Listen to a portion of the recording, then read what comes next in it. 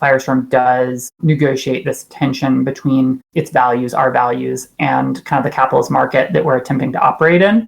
I do believe that it's possible for libertarian, anti-capitalist folks to directly confront and outcompete within the market. But I also think that the reality a lot of times is that operating under capitalism, it can really challenge us in terms of showing up and making the decisions that actually align with our goals and values as anarchists.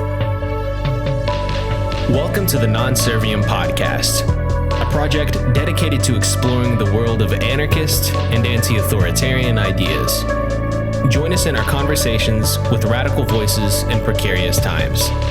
To view our full catalog, visit our website at nonserviammedia.com. If you'd like to support the show, please consider becoming a patron at patreon.com/nonserviammedia. Remember to like, share, and subscribe to help spread the word, and so you can stay updated with our most recent episodes. Thank you for tuning in. We hope you enjoy. Hey there, everyone. Welcome to the Non Serviam Podcast. I'm your host, Joel Williamson, and you are listening to the 29th episode of the show.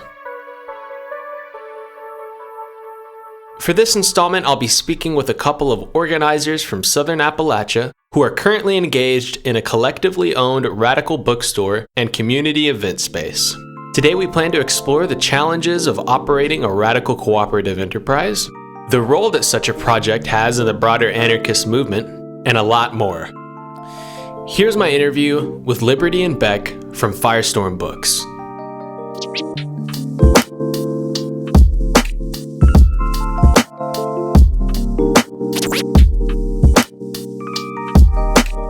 Firestorm Books is a queer feminist collective that actively supports grassroots movements and has been developing a workplace based on cooperation, empowerment, and equity since 2008 on Cherokee, Tsalagi land, also known as Asheville, North Carolina. Libertie is a founding member of the Firestorm Collective who grew up in rural Appalachia. Beck is an import from the Midwest and has been the co-op's lead buyer since 2018. They're both anarchists without adjectives. Libertie and Beck, thank y'all so much for joining me. Thanks for having us. Yeah, absolutely. So how are y'all? I think we're doing pretty good. It's kind of a cloudy, overcast day here in Southern Appalachia, but the weather's been warming up, and I think we've both just been really excited to feel like COVID winter is coming to an end. Excited to be talking to more people, maybe both in formats like this, but also in real life. Yeah, definitely. Me too. Non Serviam as a project started out in Austin, and Asheville is seen by some as similar in spirit to places like Austin or Portland. What's the anarchist scene like there? Yeah, well, so neither of us are super familiar with Austin or the milieu in Austin or Portland, but in general, yeah, Asheville's weirdly friendly and even maybe broadly sympathetic to anarchism and other things that were viewed as quirky political stuff. Yeah, it first occurred to me that we were living in a pretty interesting town when quite a few years ago, there was kind of a small riot on May Day where a bunch of windows and cars got smashed up in downtown Asheville. And over the following weeks, local newspapers ran these anarchist scare articles that were, about how terrifying and lawless the anarchists were or whatever. And it was kind of the first time it felt like the local media had ever really acknowledged that there were anarchists in Asheville. But we were pretty affronted by their representation of anarchism. So we wrote op-eds as Firestorm, right, as a collective, kind of contesting the characterization of anarchism and presenting a different perspective without throwing anyone under the bus. At the time, it was not even really clear if the people arrested were anarchists at all or what was going on. But yeah, it was really cool just walking around town. I remember having people slow down their cars and yell out the window hey, great article in the Citizen Times. People who I really didn't expect to be so friendly towards anarchism. But the reality is I think this is a town where there's enough anarchists that everybody has a friend or someone they know or has worked with someone who's an anarchist. So it's kind of it's a little harder to demonize a group of people when an anarchist babysits your kid or makes your latte or whatever. I don't know. It seems people have some exposure to anarchism that is positive. I don't know how the recent climate shift around anarchism as a boogeyman potentially complicates this, both for conservative and liberal folks. So it's possible that my theory that Asheville is somewhat uniquely friendly towards anarchism will have to be revised post-Trump administration. But for now, I'm sticking with a fairly optimistic view around our local community's relationship to anarchism. That's amazing. That makes me almost want to move there. Well, it's a town with plenty of faults. Right. Well, I mean, what do y'all think of that tactic in general? Back in the day, some radicals experimented with, sort of all moving together in one geographical area and maybe even forming a small community. What do y'all think about that tactic in general? And would Asheville be a good place for it? Yeah, I mean, the tactic itself is extremely appealing. And Asheville, in some ways, has an outsized reputation for the number of anarchists that are here and the kind of more well-known visible projects like Final Straw and the former Asheville Global Report. And that's both the upside and the downside. It can almost become its own ecosystem to the extent that nobody's really incentivized to reach outside of it because there's enough of us that we can just do stuff for ourselves. Yeah, that's true. And interestingly, your question of would Asheville be a good candidate for that? I'm this is not a theoretical question because in fact, Asheville has previously been a candidate for it. So I mean, just on a super informal personal level, I moved to Asheville because there were highly visible, well-respected anarchist projects in Asheville. Beck mentioned the Asheville Global Report that was a weekly print newspaper that ran for years and mailed all over the country, but was distributed for free. Also, Katua Earth First used to be one of the bigger, more active chapters of Earth First in the country. So I certainly moved to Asheville based on a belief that I was moving to a community that was already pretty stacked. Of course, many of those projects actually folded within a few years of my getting here, my first big disappointment. But, on the flip side, and somewhat hilariously, I just remembered that maybe 5 or 6 years ago, there was a project specifically to bring anarcho-capitalists to Asheville called the Blue Ridge Libertie Project. And so they moved quite a few people to Western North Carolina, specifically to kind of build hilariously, they basically had a commune. We always teased them about how they were they had an anarcho. They insisted it was just a house, but it looked a lot like a commune. But eventually, as with I think most anarcho-capitalists, people sort of chose sides and either became ethno-nationalists or became critical of capitalism. So that group did splinter. But yeah, so this is a thing that has already been tried in Asheville, perhaps. Wow. All right. Well, that makes me wonder how each of you got involved with radical politics. I mean, what's each of your stories, and what corner of the political quadrum do you currently identify with most? So I guess my political journey probably started as a pretty young person, really middle school age, being very interested in feminism and then kind of animal liberation, and then connecting those and ultimately connecting them to anarchism. Beck has joked that we both started out as teenage edgelords, which is probably the best explanation of the start of our political journeys. But Teenage Edgelords, that sounds like a good band name, to be honest. It does, yeah. But I have no musical ability. So I don't know. I think I have, for most of my adult life, maintained a vocal skepticism of the capital left. But it's also kind of hard to escape the reality that socially and politically, there's not another quadrant in terms of the lower left quadrant that I could possibly be fit into. But as I've maybe already kind of indicated with the story about the Blue Ridge Libertie Project, I'm broadly kind of friendly towards market approaches and open to bottom left unity where that can exist. Yeah, and I think it's possible Libertie was a better edgelord than I was. I was a very awful, I'm not like other girls teenager. I got very into economics in high school and understood myself as a libertarian for many years. And then sometimes I refer to it as the great unfucking of 2009. I read The New Jim Crow and Whipping Girl, and then was oh God, there's other people in the world that I could care about. And so that was pretty formative. And then I guess my I understand myself as an anarchist at this point. And that's probably, I think, like tracing that back to, I read Naomi Klein's This Changes Everything. And there was a chapter in there about degrowth. And I got really into that for a minute. And then that led me to Book Chin. And yeah, so I guess here we are in the lower left quadrant. So what inspired the creation of Firestorm Books? Yeah, so I guess I'll field that one as the sole surviving member of the original collective. She was there. In 2008. I was there. Since I'm the sole surviving member, I can represent it however I want. I guess that's the danger, the authority of having actually lived through it. Yeah, so I and another founding member had experience with a number of kind of like rad spaces, basically info shop spaces. For me, that started with the Internationalist in Carborough, which sadly no longer exists. It was actually originally like a Marxist bookstore that had been sort of taken over and collectivized by anarchists at some point in the 90s. Really precious space. Then kind of in New York, both I and this other individual had experience with Blackout Books, which was a really cool space in a theater.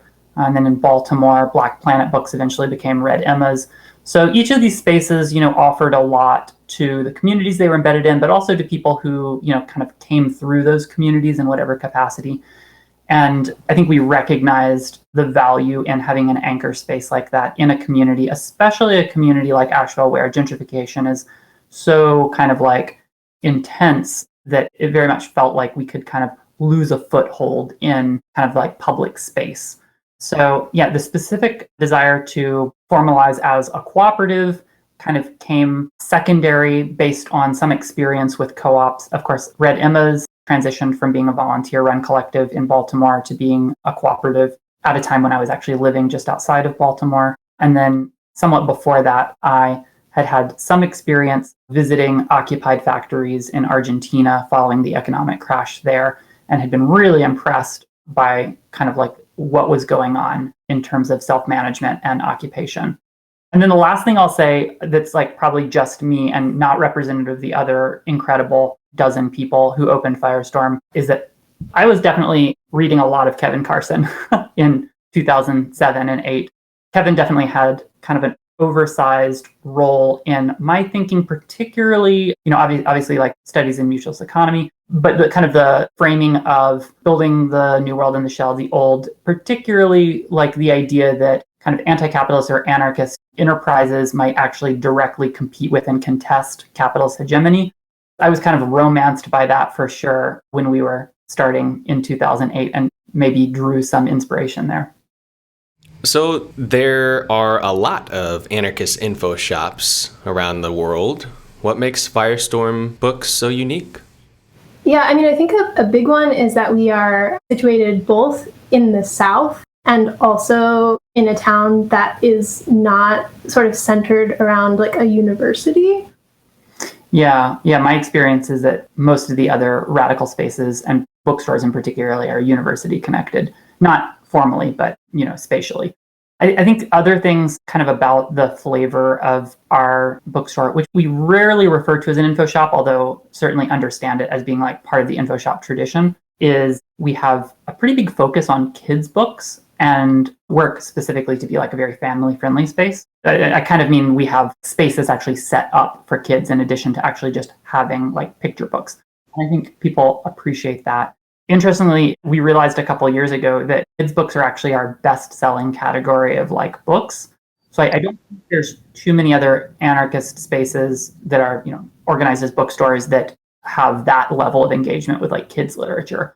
Yeah, a few years ago before we shut down the cafe part, like running reports and seeing that even just like the two like shelves of children's books like tucked away in the back were having like an outsized impact on sales. And so when New Space opened up, we were like, let's give it to the children's area. So now there's like a whole, kind of like almost a quarter of the store that's set aside for everything from, board books to middle grade novels. And we're in a neighborhood that's very like family oriented, and I think also in like a milieu where there are quite a few people with kids, some of whom actually at this point are practically adults. So yeah, so I think that's also a response to kind of what our community looks like. this is maybe a throwback to the question about what's the vibe of Asheville's anarchist scene. Our friend Margaret has always joked that, and I think maybe this was more true 10 years ago, but it remains somewhat true, that Asheville is the city where anarchists drop out to have kids, eat meat, drink beer. And I think that sort of still holds. That's funny. All right. So why did y'all feel it necessary to have the collective centered around queer liberation and feminism? Yeah, so, we didn't say this already, but Asheville is a town in which there's enough anarchists that we're not necessarily all in the same milieu, but the kind of like organized or disorganized anarchist space that we exist in, I think, is basically a queer community. Not everyone who's queer in Asheville is an anarchist, but I think disproportionately anarchists understand themselves as like queer and trans folks in this town. And so I think that the identity of our space, again, is sort of a direct response to the like kind of needs and vision of our community. But there was a bit of a transition. I think we didn't really market ourselves or understand ourselves as queer space until we closed in 2014 and reopened in a new location. And at that time, there was kind of like a re-examination of like what our collective culture was. And we sort of realized that we weren't talking about being like queer and trans folks, but that we all were, or certainly majority were. And so we kind of decided that could take a more central role in how we represented ourselves to our community and like lean in on that. And I think that was a good decision. People definitely appreciate having spaces that are particularly welcoming for like queer and trans youth. I guess the other thing to say about that is that over time, I think while we've always individually understood ourselves as feminists, I think our collective culture has really benefited from kind of like some feminist culture, and particularly the kind of like the intentional construction of collective culture that pushes back on the toxicity of both the way in which we choose to value work, the degree to which it is possible to show up as whole people, what we make space for. And I think that we're very much like benefiting from kind of like this long tradition of like feminist organizing. I think that notably a lot of those values became a lot easier to like actually live out in our work when we started paying ourselves an almost reasonable wage. And our collective got a lot smaller and more intimate. Mm-hmm. Yeah, but I do think that we're a small team and we really show up kind of as family and make a lot of space for each other. But not in the like, we're all family here kind of way. Yeah. In the good way, not the creepy way. Yeah. Certainly, I think like the centering of care and empathy in our organizing is something that has not always been a characteristic of the left as a whole, but is a feminist value.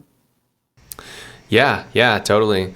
So how has the pandemic impacted your operations, and has it taught you any important lessons along the way? Yeah, this last year has been a wild ride.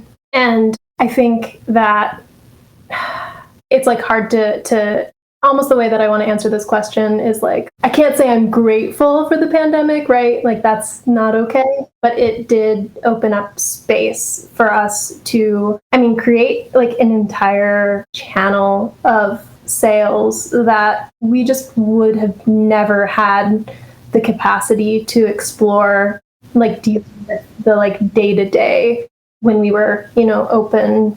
Yeah, I think the move to strong kind of online presence was made possible by the break that was forced on us.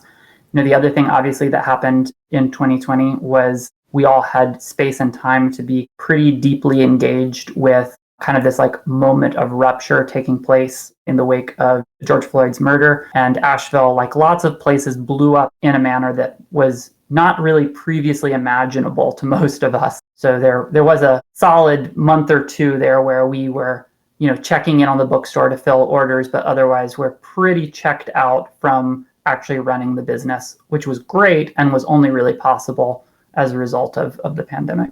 In some ways, the uprising happened because so many people... The pandemic created space for it to happen. Yeah. Right. So many people unemployed or otherwise having time. Right. Yeah, I was just about to ask each of you, how have your radical commitments helped or hindered Firestorm's mission during 2020? Yeah, I mean, there's both, everything around the uprising that Liberty already started to get at. And then, I don't know, to kind of harken back to that culture of care that we've attempted to cultivate within the collective versus traditional businesses. We are still closed to the public. We closed our doors on March 16th of 2020. And I think even once this podcast airs, we will still be closed. And I think part of that is, because we created space for all of us to show up, as our whole selves. And, if it were just me and Liberty, running the bookstore, it's possible we would have opened our doors. I was ready to open months ago. But, being a collective that runs on consensus process, meeting the needs of everyone that we work with has played a huge role in the fact that we're still closed. And, in a different space, that might be something to be resentful over, this person is blocking our ability to reopen or something like that. But I don't think that's how we've approached it collectively. I think we have the relationships necessary to see each individual's kind of needs within the cooperative as an opportunity to, explore creative solutions and become stronger, both as a business and as kind of just a team of people. In some ways, I think our radical politics and commitments actually enabled us to stay closed without experiencing too much stress, because a few months into the pandemic, someone smashed our front door and stole money from a register and did a whole bunch of stuff.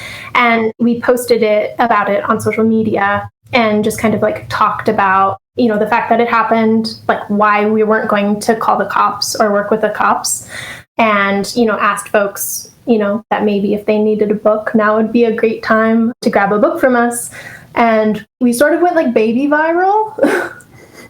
We ended up with more orders than we could reasonably fill in our normal, kind of normal queue. That's awesome. It was great. And it set us up to then not have to stress about our finances for the rest of the year, because we were kind of floating on this cushion of solidarity that we'd received as a result of what turned out to be an even more widespread hatred of the police than we appreciated, because literally the next month people were in the streets burning cop cars and smashing up whole city blocks in protest of the police, which we of course didn't know when we kind of made our statement. But I think we tapped into feelings that a lot of people were already having about the need to kind of find alternatives to and move away from reliance on law enforcement to ensure our safety and the safety of spaces and things that we care about. Absolutely, yeah. I really admire y'all acting as an example in that way, because lots of people, for different reasons, feel, that it's just not in the cards for them to do that. And I admire your bravery in not getting the cops involved, and I think it's just amazing. It was a good lesson for us too. I mean, we don't approach these situations strictly ideologically. So, when something goes down, we don't just immediately default to the correct ideological position, right? We debate this stuff. We talk about it. We say we had a conversation where we were all right, well, if we don't file a police report, we can't get an insurance claim. Sure. Are we going to forgo that? We debated through it. I think, having experienced that now, our convictions are even stronger. But it's worth naming that we don't show up to these situations as perfect anarchists, right? We struggle with it, and hopefully we come out on the right side of it, or else we don't, and we make mistakes, and hopefully do better the next time. All right.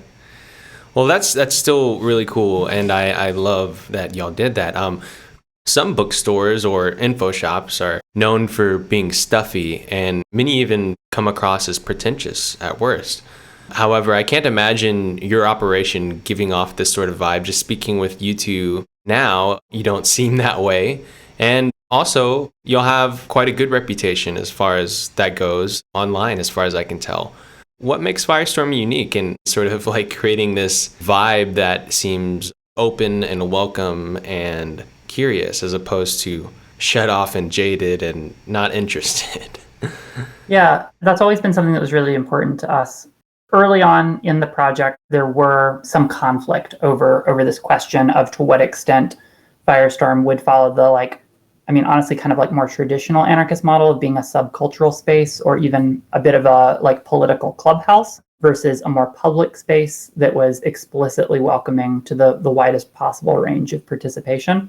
And I came in at the sort of extreme kind of like end of this is a public open space that's welcoming. And that was for me based in part on the experience of having been an anarchist who went in anarchist spaces and didn't always feel welcome, or has, attended anarchist events where nobody said hello, or like it just wasn't particularly friendly. We're a project that's situated in the South, which is, of course, a space in which people expect hospitality and kind of like an openness. Yeah, and I think like going back to one of the things that makes us sort of unique, not being centered on like the university. We have a university, but Asheville is not a university town. And so I think as a collective, we are not particularly intellectual. Like neither Libertie nor I went to college.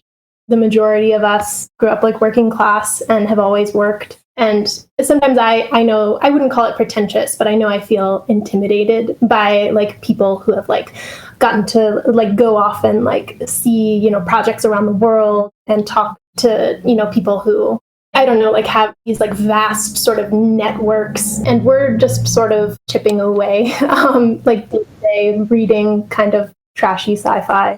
And yeah. For sure. Yeah. That's cool. I love that. Yeah, I think that's maybe what it is. Yeah, the Southern hospitality mixed with just like working class people. I think that maybe that's what it is. There's like a class element there. So what's it like for y'all interacting with the non-radical public on a regular basis then? I mean, your community has good sort of internal dynamics, it sounds like. I mean, what is it like for you interacting with someone who just off the street comes into the bookstore and starts looking around? I think it's like broadly normal and fine. Yeah. And I think, some of that, Asheville is a town that loves small businesses. And to a fault. To a fault. And on some level, like we just walking into our store and like not knowing a whole lot about us, I think we look like just a like kind of weird, but still like legit, just small business. And so I think like most people who are like non-radical, like if they find themselves in our bookstore, there's not a whole lot that would immediately like trigger someone into being like, whoop, not a space for me. Yeah, I mean, we get people who come in and like, do like a run through the stacks and then they're like, oh, this is one of those bookstores, and then promptly like exit. But by and large, people are like super friendly. Yeah, so I think there's combo move here of certainly being like a fairly professionalized space, which isn't necessarily typical of anarchist projects. Plus, we are a majority white collective, and I think it's impossible to understate the degree to which that shapes, each of our experiences in terms of being perceived as legitimate or anything like that, or threatening for that matter, right? And this is a town that loves anything weird as long as it's not too threatening. So it's always sort of a fine line. I mean, this is yet another city where, everybody drives around with bumper stickers that say like, keep Asheville weird. I understand the same bumper sticker exists in like basically every like small quirky city, but right. That's kind of part of the culture here for sure. And we've had, our share of like far right fanboys. And in this case, we're referring to the authoritarian variety with sarcasm around fanboys. Yeah. Yeah, actually, over the last couple of years, we've had a pretty like committed kind of like hate crowd that seems to always be on our case. But they're definitely a small minority, and they tend to be people that are somewhat reviled by the community as a whole, which makes it a little more tolerable for us. Right. Have they messed with y'all? I mean, do you think they're responsible for the break-in, or are there protests outside the store? I mean, what do they do? Yeah, not the break-in, but we certainly have over the last couple of years had an increase in the number of times people are hanging around our space, photographing us or other people. A few incidents of like our personal like vehicles being vandalized. Yeah, there was like a 2 or 3 week period where 3 out of 4 of us had our cars damaged last year. There have occasionally been protests in front of our store, although those seem to be, one time we hosted an event that was abortion related, and so we got anti-abortion protesters. That didn't feel so much like it was part of a ongoing concerted effort as just sort of a thing that popped up. there has also been something of like an organized ethno-nationalist scene in Western North Carolina over the last few years, which is actually, certainly there's a long history of, white supremacist organizing in our region, but those types of folks showing up in Asheville, it's actually been quite a few years. I wasn't in town, but apparently the community literally ran the KKK out of downtown back in the 90s. So yeah, it has been a situation where we've experienced kind of more activity around our space, stickering by Proud Boys, occasional people coming in and messing with us when we were open, but mostly online trolling, more so than in-person harassment. Yeah. Well, that's annoying. Glad y'all are handling it well, and I hope you stay safe with that. Well, there is a funny story about that, actually. Last year, we started getting a lot of harassing phone calls, and some of them were actually quite threatening, from folks who believed, based on some local conspiracy, that we were like an Antifa headquarters that was responsible for like coordinating like protests and like, riots or whatever. And I've heard actually that other anarchist spaces all had basically the exact same experience. Like, it sounds like if you were an anarchist space and you didn't get labeled the Antifa headquarters by the like local chuds, like you were probably doing something wrong. But we kind of on a lark and as a joke thought it would be great to set up a voicemail menu system where when you called, you'd get like press 1, press 2, press 3, and just give people their own inbox to like be mad at Antifa in. So Beck actually set up a recording in which option 5 on our phone tree is to leave a strongly worded voicemail. And we didn't necessarily think anyone would do it. We just thought it would be funny. Did. And so people started pressing 5 and leaving these absurd rants in this stupid voicemail account that we never listened to, instead of actually getting to us, which was just so ideal. That's amazing. I feel like the world has to hear those.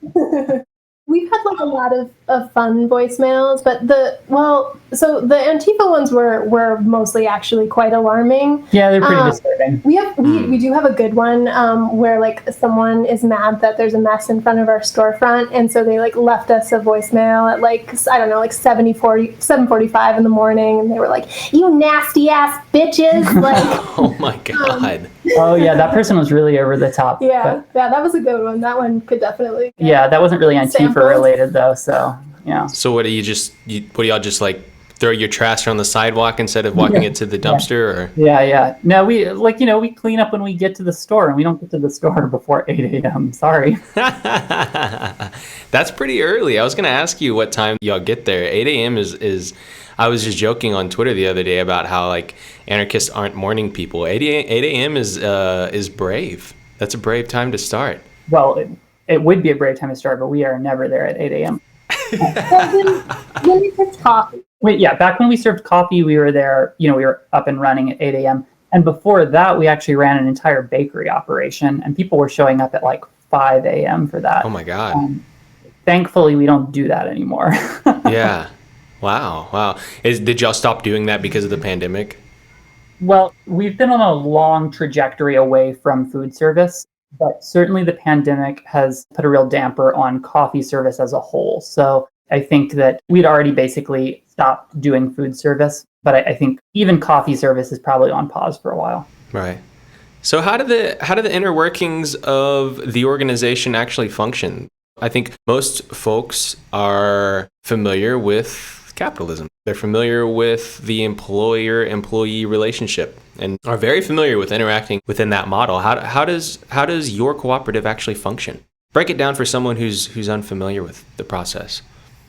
Okay, yeah. So, maybe just big picture, we are both a cooperative and a collective. Those two things don't have to go together, right? Like, there's plenty of projects that are collectives that aren't organized as like business co-ops. There's plenty of co-ops that don't run collectively and have like a traditional management structure. So we're both of those things. And for us, that means that we are a formal legal business entity in which each member holds one share, and those shares are like non-transferable. No one can own more shares than anyone else, right? So there's kind of this like formal structure. And then within that, we are a collective in that we operate horizontally without kind of seniority and rank. and we make decisions using a formal consensus process, maybe a little less formal than it used to be. We've gotten relaxed. But in terms of the actual organization of labor, we really, I think, try and kind of negotiate a space between having a lot of autonomy and really leaning into a very collaborative work pattern. Some of us prefer to kind of work more in isolation or kind of on our own thing. And some of us would really love it if we all just showed up every day and did everything like sort of like teamwork style. So we do a little of both, but we certainly have a lot of specialization at this point. So like I think you mentioned at the beginning that Beck is our lead buyer. We have one person who really manages like community events, things like that. And that, of course, allows for a type of like delegation of work so that we aren't all standing around the printer installing the new toner cartridge because we do things collectively. And then coordination really takes place both informally throughout the day and the week via text message. We rely really heavily on Signal. We used to do everything over email, but it's 2021 and nobody checks their email. So we do that somewhat rarely now. And then we have a general meeting once a week, which is 2 hours long, which, is, if you hate meetings, I guess that's a downside. But to be honest, our meetings are generally pretty fun and we're getting to talk about things we care about. So it rarely feels like, like a drag or a distraction from what we really want to be doing. So I would say we have a pretty like enjoyable meeting culture. Cool. It's not fun. It's okay. Maybe some of us enjoy it more than others. Sure. And within those meetings, we do things like rotate roles.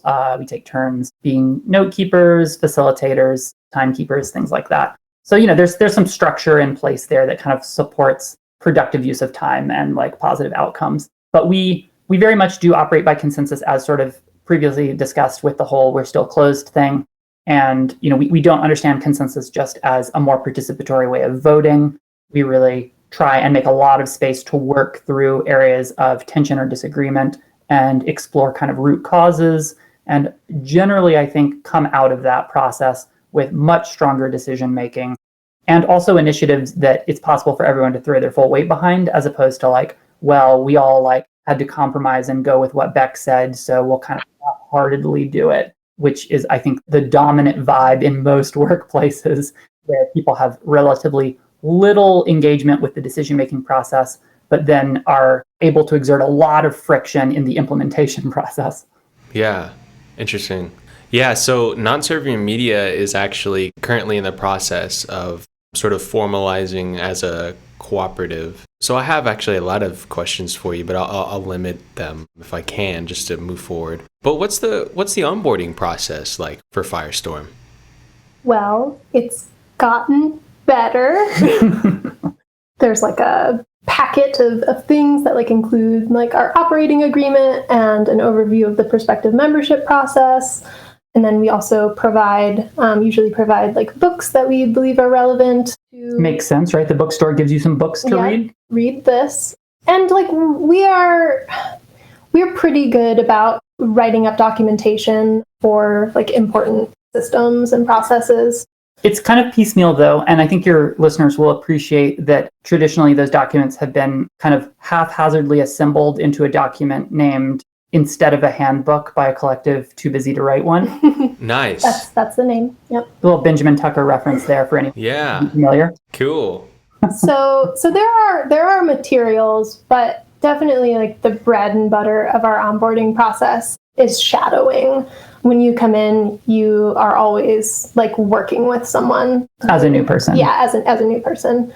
And we found that is basically the most Firestorm, especially when you're entering a project with a long history and like somewhat broad and complicated systems. And if you're coming in only having experience being an employee with like a really defined set of expectations and like job description, it can be like pretty overwhelming to sort of even begin to wrap your mind around the project holistically.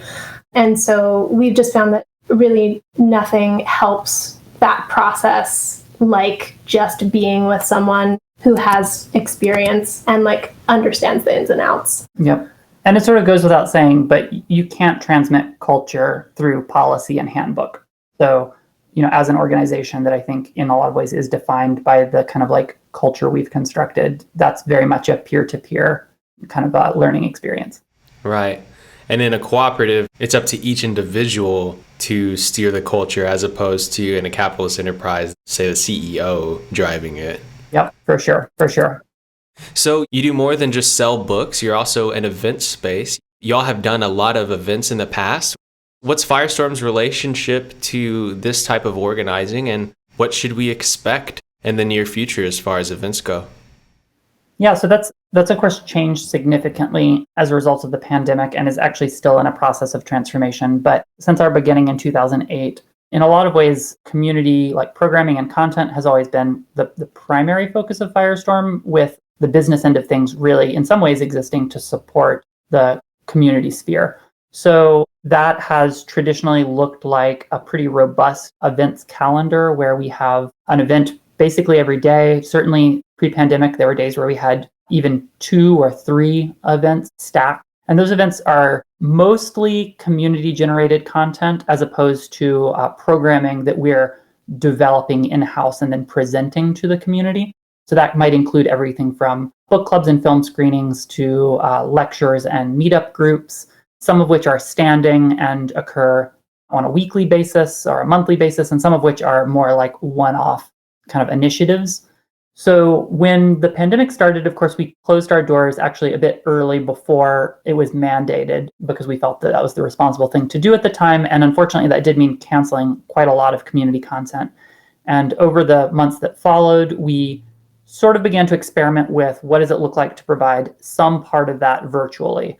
And it isn't possible to recreate that much organic content, I think, for us online. So we've moved to a model of developing a smaller number of events that by and large are more kind of like book themed, or certainly feature a lot more authors and are a lot more hands-on our part in terms of really we're developing the content, perhaps in a partnership sometimes. So over the last 6 months, one area of success that we've had is we've formed a partnership with PM Press out of Oakland to feature their authors. And those authors do tend to be people whose work we're already following or are really excited about since they're a small like anarchist press. We have some really great events coming up along those lines, which I guess some of them will have already happened by the time that your listeners are plugging in for this conversation. But maybe that's a good time to mention that we post a lot of this content on a YouTube channel. There's also an older archive of audio that's available on our Patreon. You don't have to be a member of the Patreon to access those files. But yeah, coming up in actually tomorrow, we've got an event that's a tribute to Ben Fletcher, who was a Black wobbly labor organizer with a pretty big impact at a time when the labor union movement as a whole was quite segregated and racist in the United States. So that's a PM partnership event. Later next month, which will be April for us, sorry, time confusion, we've got a really awesome event with a number of contributors to a book titled Mending the World as Jewish Anarchists by Cindy Milstein. Yeah, and that book conversation will be actually much broader than the book itself. We're kind of bringing together a number of local community members with some contributors to the book from Atlanta and Cindy, who we love and have actually hosted in the past for events. So I think that'll be a really great conversation that people can at least jump in on retroactively from our YouTube account if they missed it. And then one that I think is happening actually after this will air, we'll be hosting Gabriel Kuhn for an event on indigenous resistance in Europe's far north on May 8th. And that is also a PM Press partnership event that kind of goes along with a book, Liberating Sapmi, which was published last year. So other than your collaborations with PM Press, I know you have some history with C4SS and other organizations. How do you relate to other anarchist organizations or anti-authoritarian movements and communities that are in existence?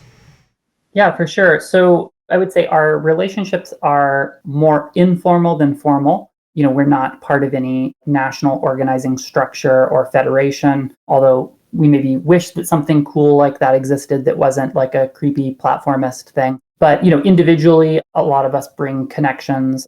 I'm part of the Institute for Advanced Troublemaking crew that organizes out of the Northeast. And we've, in the last couple of years, worked to try and establish a radical book spaces network to bring together and network a number of projects kind of with some similar qualities to Firestorm in terms of being anarchist or other like revolutionary spaces that center books either as like lending libraries, reading rooms, or bookstores. Yeah, in terms of our relationship with radical publishers, I think we buy from and rep the work of a lot of small presses. Some of our best-selling books come from publishers like Contagion, who are way too small to get representation in a lot of other bookstores. You mentioned the PM Press event series. We also work pretty closely with AK Press, also out of California. And Crime Think is actually kind of, I think, started in North Carolina. Little known fact, Crime Think's origin story in North Carolina. And we actually have like a pretty great relationship with folks doing kind of like the Crime Think project. Beck and I have actually been doing some volunteer bookkeeping consultation for them as they transition their internal structure. And last year we helped with funding for a reprint of the To Change Everything pamphlet, which is pretty ubiquitous. You've probably seen it before, but it's like a relatively short propaganda tract that Crime Think distributes. I think it's in quite a few different languages, but this was the English language reprint. And we add that into people's first orders from us. Yeah, we distribute that along with a lot of other free zines and stickers when people place orders. I said at the beginning that I, as an individual, certainly was pretty impacted by some of the work coming out of C4SS back in the mid-aughts. And we've kind of continued to take any opportunity possible to host C4SS authors or contributors. We stock most of the C4SS catalog in terms of like books and other materials. And actually, and really beautifully, when we were moving into our current space and doing crowdfunding back in 2015, C4SS folks came together and made like a pretty substantial contribution, one of the biggest donations that we got towards opening the doors in our new location. So definitely always grateful to the great folks at C4SS for supporting us and looking for opportunities to collaborate. So just generally speaking, what do you think has been the most rewarding and conversely the most challenging aspects of engaging with Firestorm Books as a project? Yeah, I mean, in some ways we're a collective full of people who, even if we didn't come to Firestorm this way, we are now at least ruined for working in traditional workspaces. I know for me, I have historically had a lot of trouble holding down jobs long term because I would just get really bored and frustrated. And there's something about Firestorm's combo of honestly kind of constant crisis that really gets the juices flowing, and that it's hard to you have a stake in its survival. Yeah, no, totally. And also just the work culture, just I think we all get to experience a kind of endless flexibility and ability to sort of focus in on whatever piece of the project is most interesting to us in that moment. Yep. Yeah, I think for me, Firestorm has sort of this endless creative outlet is huge. The variety of the work and the sense of ownership over, whatever we engineer. I think it's also worth naming that I think for many folks in our project, both now and in the past, perhaps the most appealing thing has been that we're a workspace in which a lot of the kind of norms around productivity culture and viewing people kind of very narrowly as kind of whatever their role within the enterprise is sort of broken down. So I think being a workplace that centers care and treats people as really human is also or at least pretty struggles to do so. Struggles to do so. We don't always get anything right, but we work towards it. I think in some ways, as far as the challenges go, I know for me, I think as someone prone to perfectionism, caring so deeply about the work and feeling such a sense of ownership over it, I think can really impact how I show up to the project. And I think we've all struggled with perfectionism and workaholism. I think that would probably, I don't know. I was definitely not a workaholic before I started working at Firestorm. It is a thing that I think we have to collectively push back on regularly because it's work that we care about. And it's easy to just get kind of sucked further and further into it. Yeah. I think a challenge to keep naming things that can be tough is that Firestorm does negotiate this tension between its values, our values, and kind of the capitalist market that we're attempting to operate in. I do believe that it's possible for libertarian, anti-capitalist folks to directly confront and outcompete within the market. But I also think that the reality a lot of times is that operating under capitalism, it can really challenge us in terms of showing up and making the decisions that actually align with our goals and values as anarchists. I mean, I think there's like the human challenges where like we are like well known as a like public, very laid back space that hates the cops. And so this is like, it's like such a sticky thing to like address with nuance, I think, on a podcast that will be public. Right. But essentially, I think we have a challenge around being a space in which people, this is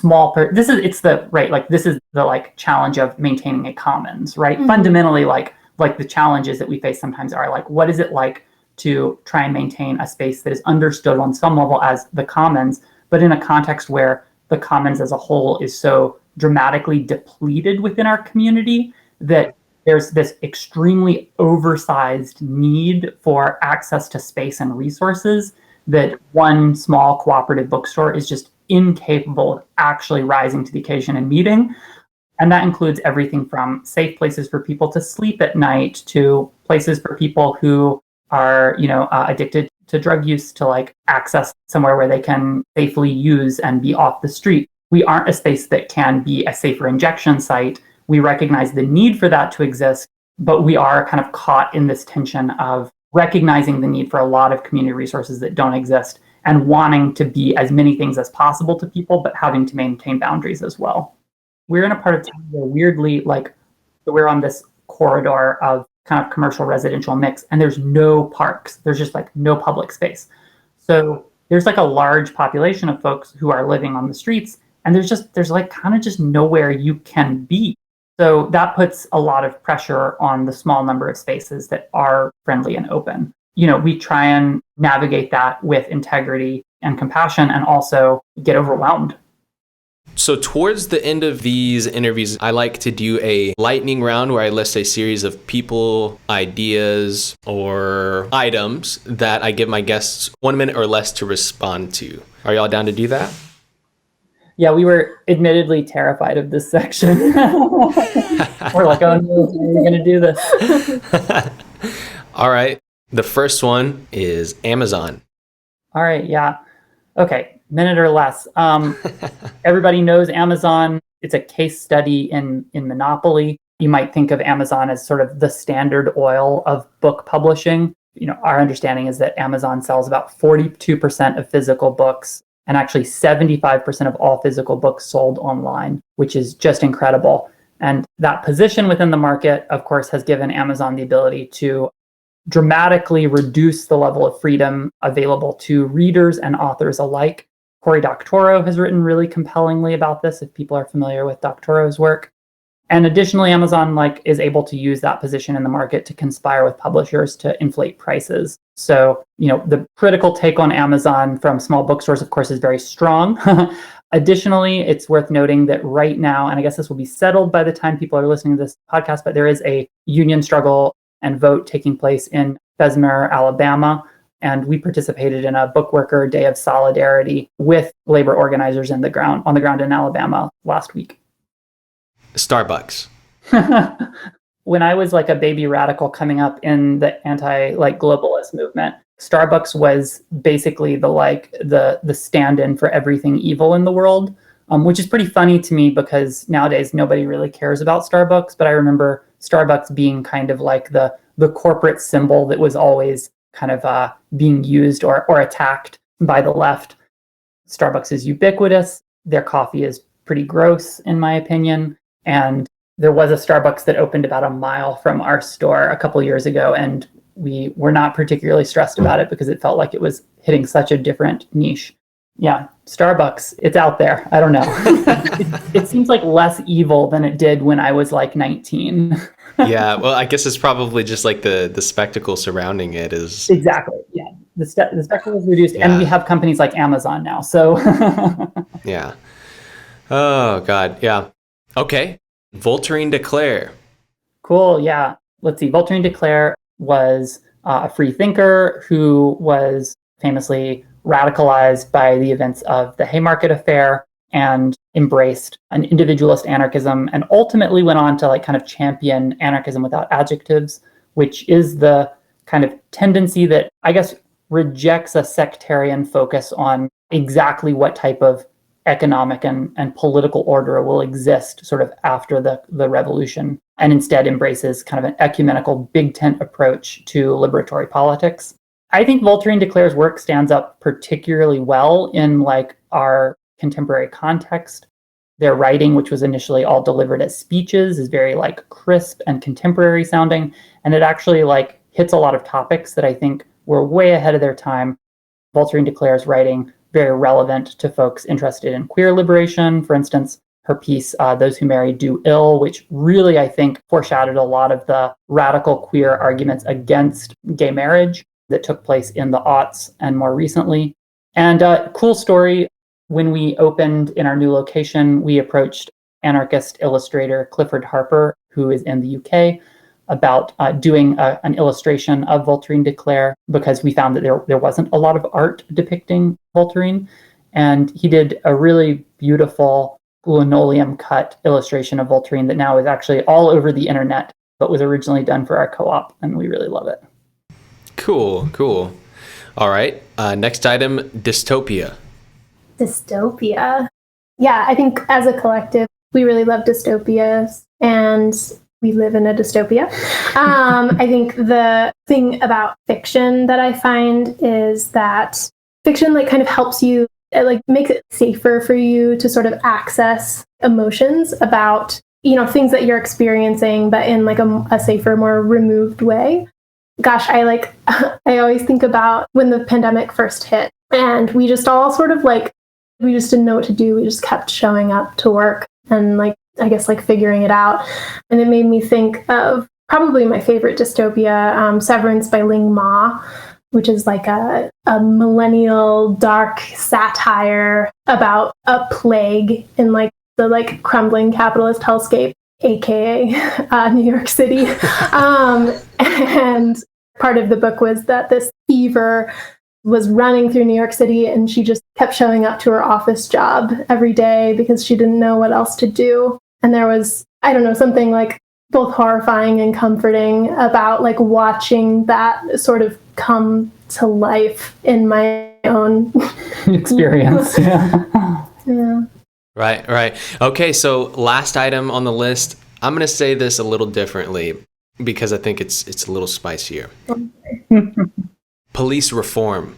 Oh, interesting that police reform is spicier than police abolition. I like that in 2021. Yeah, so police reform, of course, is a topic that comes up perennially. It's constantly marched out by the defenders of the police as a counterpoint to police abolition. Over the summer, we saw a little bit of a tug of war around slogans like defund the police, which some people insisted meant that we would still have police, but they would like, I don't know, have less money or something. And other people articulated a position of opposition to the very like existence of police using the slogan. This was a discursive battle that we found ourselves in the middle of in our own community.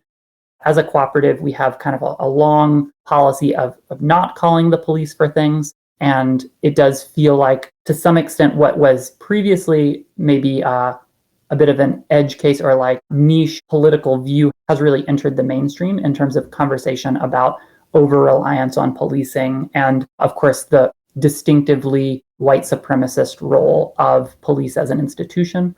And I think I'd be like remiss if I didn't mention that like right now there is a police abolitionist text titled "We Do This Till We Free Us" by Mariame Kaba, which cracked the New York Times bestseller list.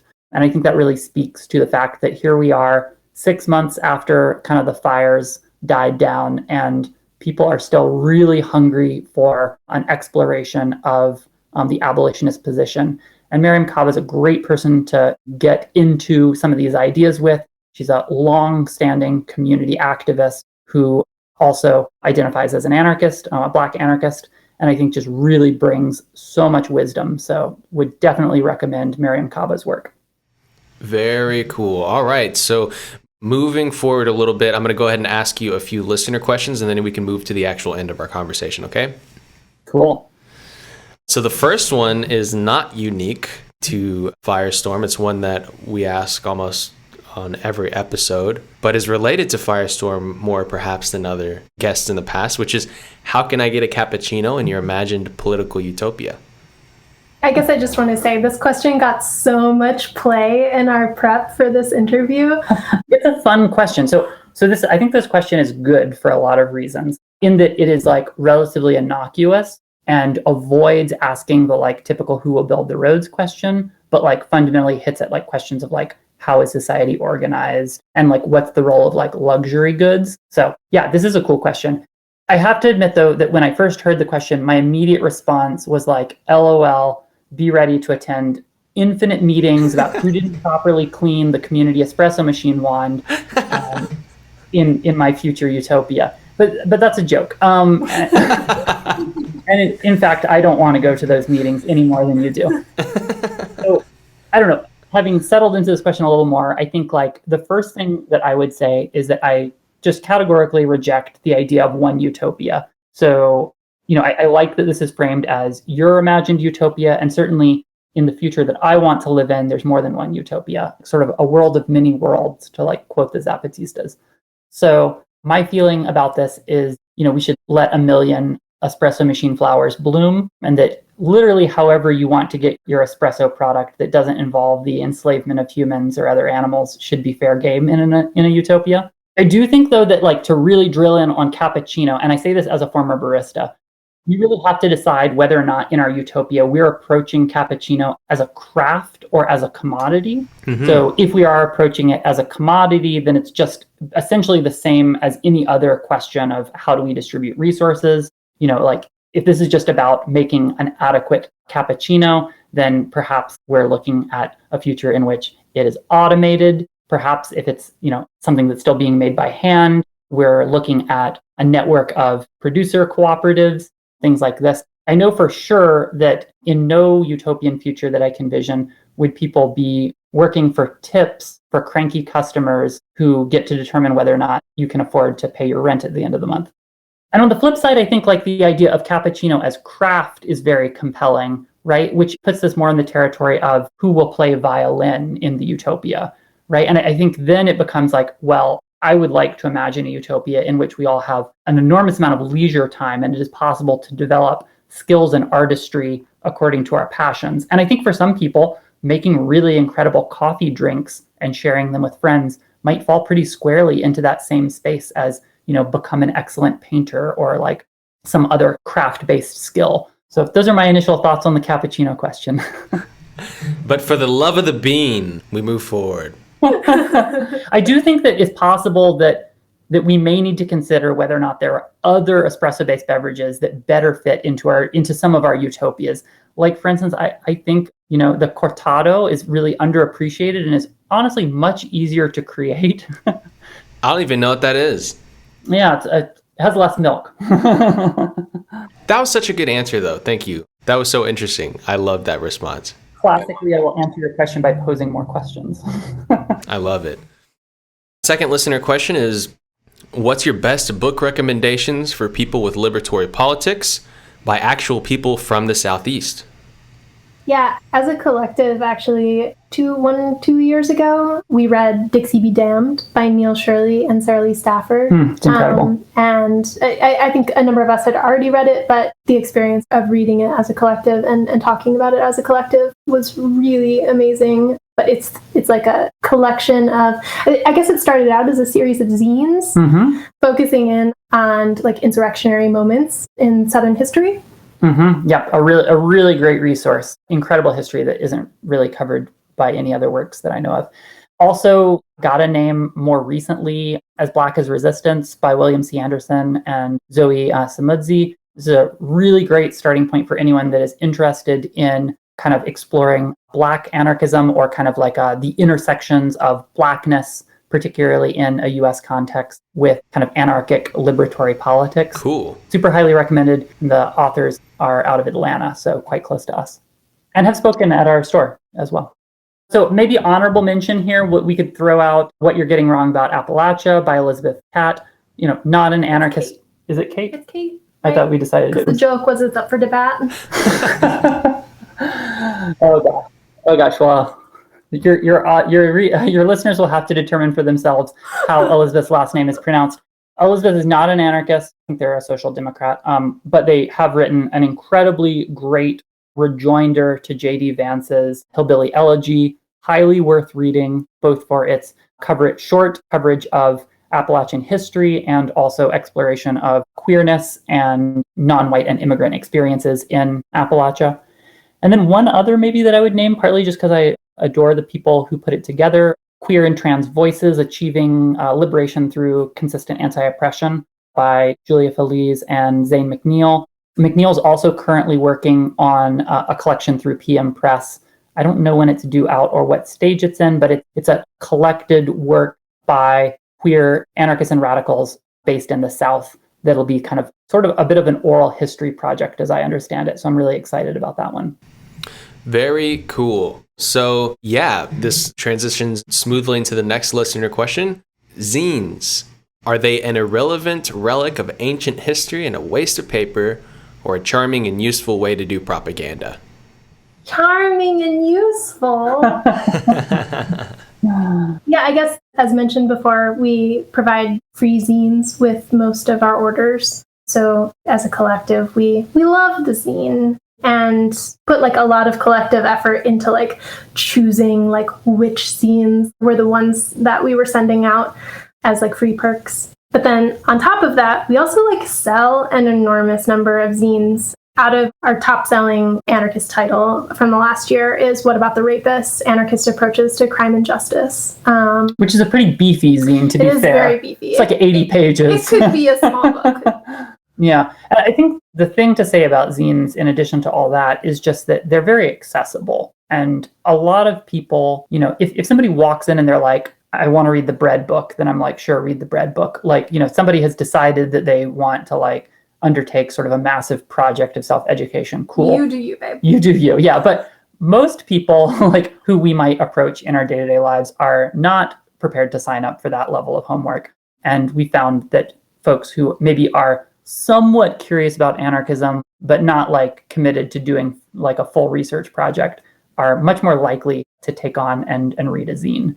It's just, it's a very accessible format. And for that reason alone, I love it. It's also so like lovely to have something that can be, so easily created in a decentralized way, especially in an era where companies like Amazon really have such a stranglehold on the publishing industry. I think the ability to self-publish online, but also in print, remain just extremely crucial. I also feel like in a lot of ways, zines almost pose more questions than answers in a way that like really invites like engagement with friends and community. I know more so than when I read a book, like when I read like a really provocative essay, like I'm much more inclined to like make somebody else read it and then talk about it. Mm-hmm. Yeah, and it feels like zines are having a little bit of a comeback. Maybe 5 years ago, I remember visiting other anarchist and rad spaces and realizing that like what used to be a zine section had been like eliminated or downsized to the point where it was like kind of like a little dusty rack in a corner.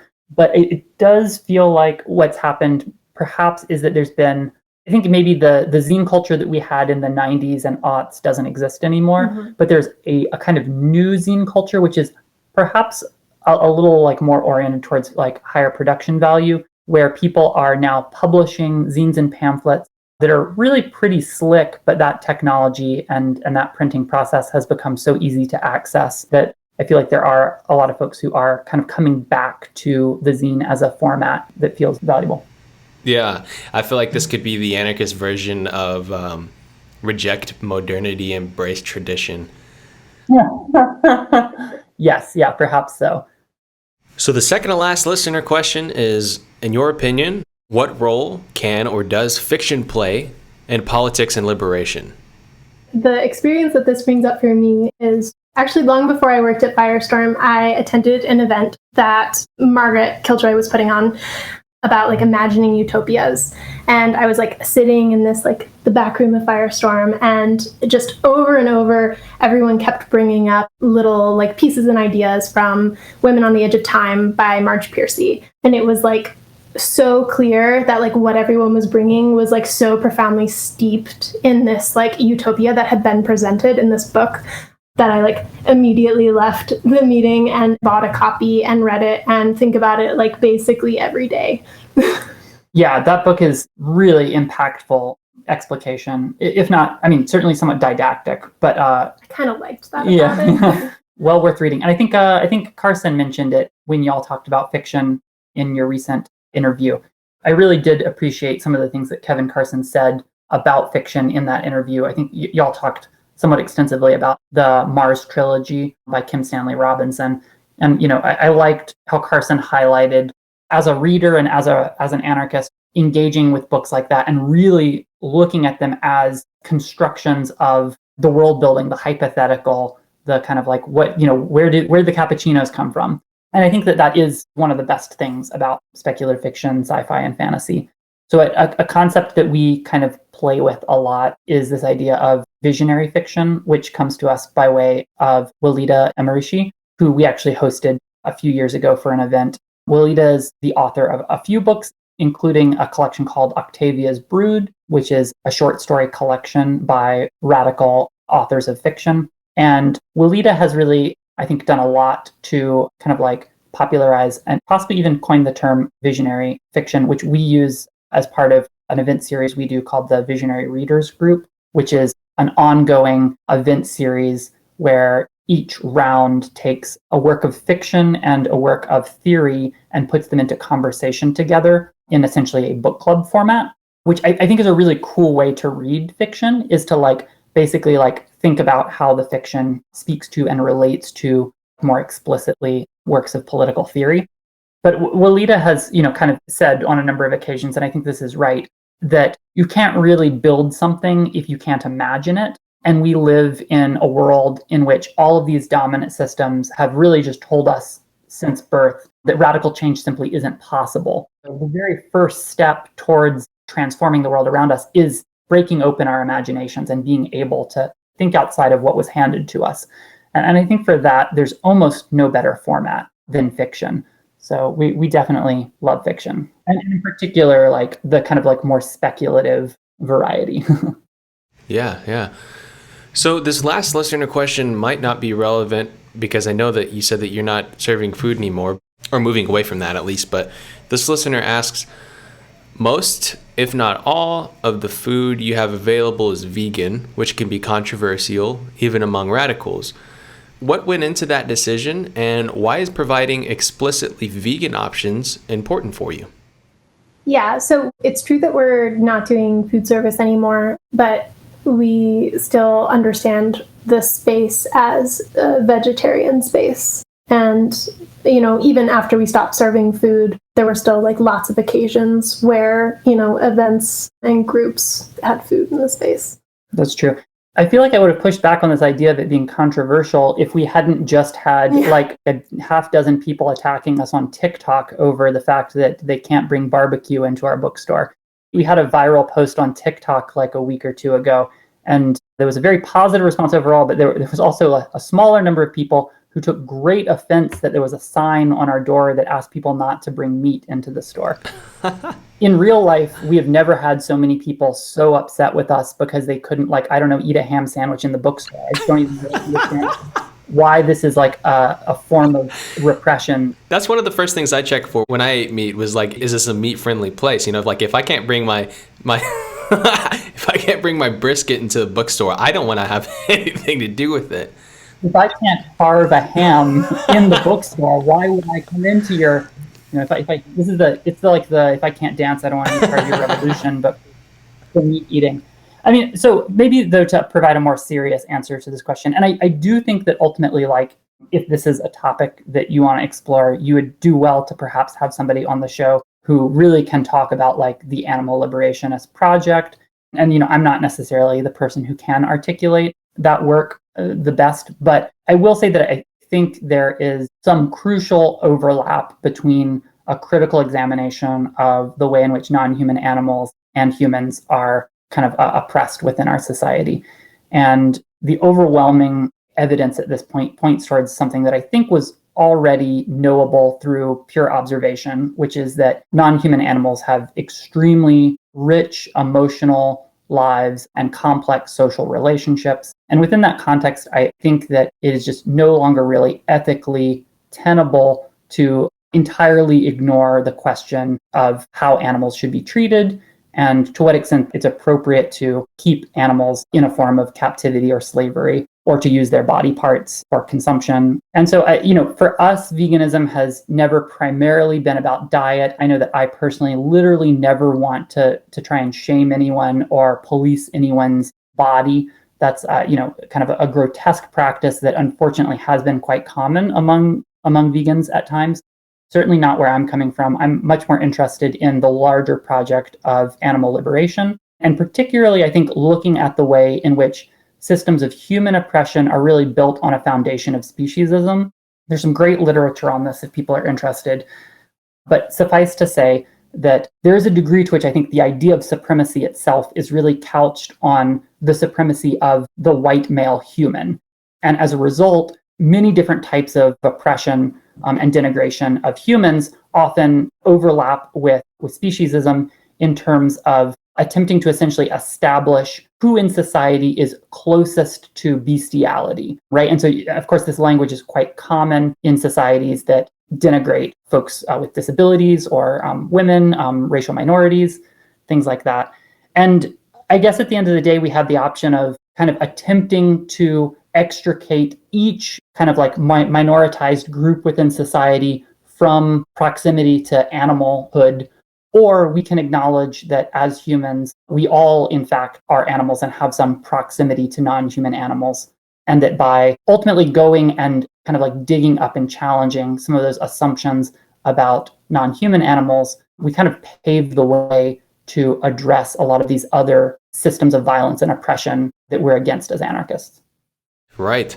So I know I said that we were going to go directly to the outro after the listener questions, but I actually have one more question to sort of sum up a lot of what we've discussed, if you don't mind.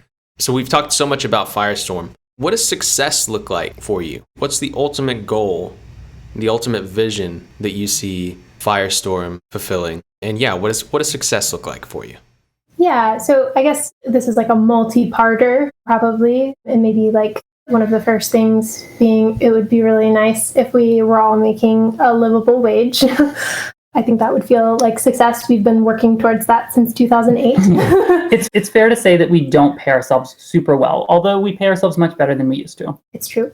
And then I think beyond just what's our mission statement?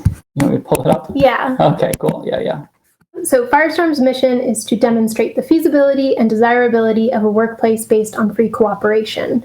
We seek to sustain and nourish our collective through fulfilling work, personal empowerment, and equitable compensation while providing a hub for anarchist thought and culture in Western North Carolina.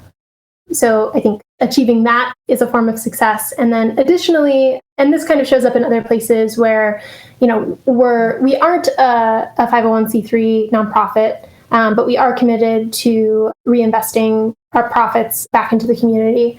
And so I know success for me would definitely, look like having capacity both in terms of mentoring and also like being able to financially assist with other radical grassroots projects locally.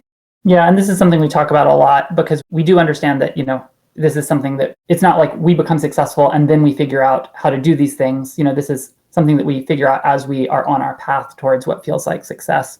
So we're constantly looking at our operations and asking questions about, how could we give more back to folks doing work in the community that feels like it's in affinity with our vision or that feels important for our community. Beautiful. So where can folks go to support you then? Y'all are interested in giving back to the community. How can the community support you in your work? I guess the obvious answer is that if you're listening to this show and you like to read books, keep us in mind we can be your local anarchist bookstore if you don't have one. So our website is firestorm.coop. In case that trips anyone up, it's .coop, short for cooperative, not .com. We also have a Patreon, which I think we may have mentioned at some point.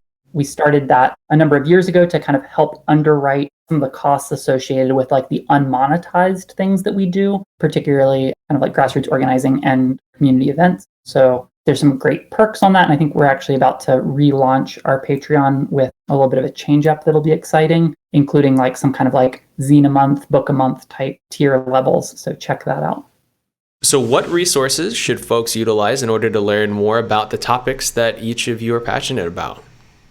Cool. I think we weren't entirely sure what were the things that we were passionate about when we were thinking. Spreadsheets. Right. My favorite book on doing spreadsheets.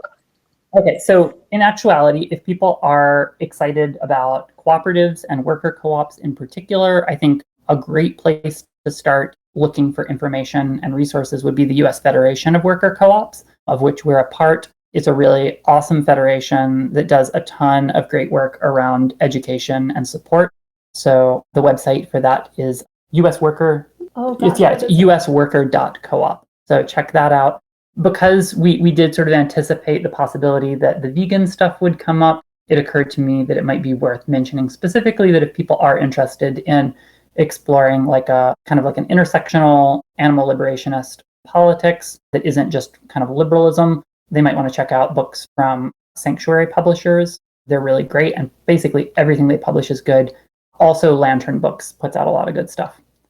Beyond what you just mentioned, do you have any specific advice to others who are looking to start similar endeavors? Well, so my answer to this is usually don't do it. But specifically by that, I mean attempting to like open a bookstore. I think it's possible that the era of like anarchist bookstores as like workable economic models might have sort of come to a close. So I would encourage people to think outside the box and not just attempt to replicate something they saw in another community. Certainly, if we were starting over again, I don't know that I would try and do exactly what we're doing from scratch. And the other thing I would say is just like people should do a lot more planning than they think they need to do. We opened Firestorm very quickly with this idea that we would just sort of bootstrap everything. And in retrospect, it turns out that that wasn't so great. And it took us a really long time to like ramp up to the point where we had even like a moderate level of success in terms of being able to kind of sustain the work that we were doing financially. Yeah, like 13 years down the road, I think it's only been like in the last like year or two that we've started to feel like we weren't going to close at any moment. Yeah. And so like basically spending like 10 or 11 years in a constant state of like, maybe we'll close, like it's very draining, and it certainly contributed to the fact that there's only one of us still here who was around in 2008. So as much as financial resources are often a barrier to starting a co-op, anything that people can do to build up the kind of the capital necessary in order to have a successful launch, it's worth putting the time in for that. Cool. Thank you all so much for joining me. I really appreciate it. I think everyone is going to enjoy this, and yeah, just thank you for taking time out of y'all's day to join me. Thanks Thank you. having It was us. a pleasure. Yeah, absolutely. We'll talk to you soon. Take care.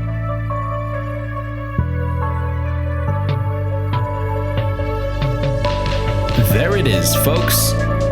I hope everyone enjoyed this installment of the show.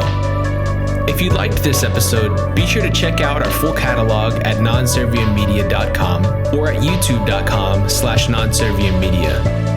And make sure to subscribe to receive notifications each time we release a new episode. If you're interested in seeing this project continue, please consider becoming a patron at patreon.com/nonserviammedia. And if you can't contribute financially, you can help us out simply by liking and sharing this episode. As usual, shout out to our existing patrons. Your support helps us reach a larger audience and helps keep this project going. Finally, be sure to keep an eye out for the next episode. Thank y'all so much for tuning in. We'll talk to you soon.